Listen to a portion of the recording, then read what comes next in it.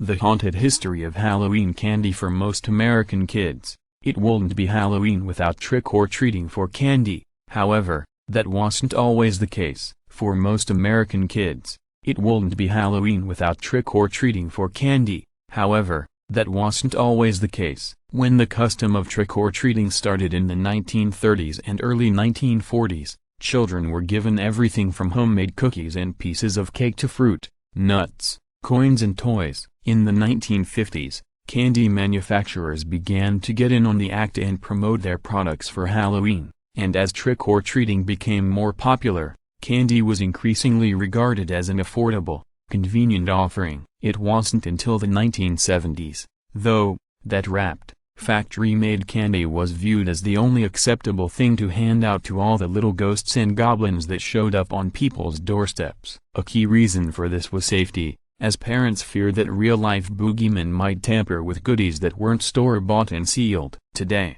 when it comes to Halloween candy, a number of the most popular brands are enduring classics. For example, the first Hershey's milk chocolate bar was produced in 1900 and Hershey's Kisses made their debut in 1907. Company founder Milton Hershey was a pioneer in the mass production of milk chocolate and turned what previously had been a luxury item for the well-to-do into something affordable for average Americans. In the early 1900s, he also built an entire town, Hershey, Pennsylvania, around his chocolate factory. In 1917, Harry Burnett Reese moved to Hershey, where he was employed as a dairyman for the chocolate company and later worked at its factory. Inspired by Milton Hershey's success, Reese, who eventually had 16 children, began making candies in his basement. In the mid-1920s, he built a factory of his own and produced an assortment of candies, including peanut butter cups, which he invented in 1928 and made with Hershey's chocolate.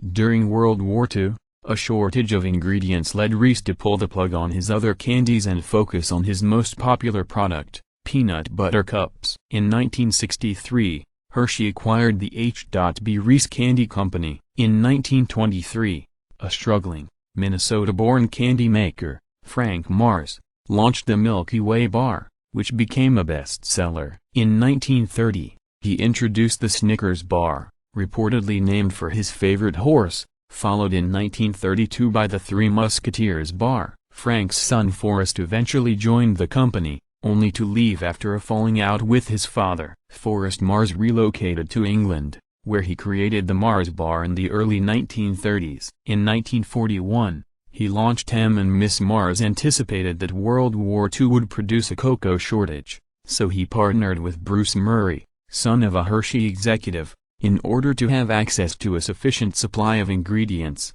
The candy's name stands for Mars and Murray. Another crowd-pleasing Halloween candy, the Kit Kat bar, was first sold in England in 1935 as a Roundtree's Chocolate Crisp and in 1937 was rechristened the Kit Kat Chocolate Crisp. The name is said to be derived from a London literary and political group, the Kit Kat, or Kit Kat, Club, established in the late 17th century. The group's moniker is thought to be an abbreviation of the name of the man who owned the shop where the group originally gathered. Since 1988, the brand has been owned by Nestlé, maker of another perennial trick-or-treat favorite, the Nestlé Crunch Bar, which debuted in the late 1930s.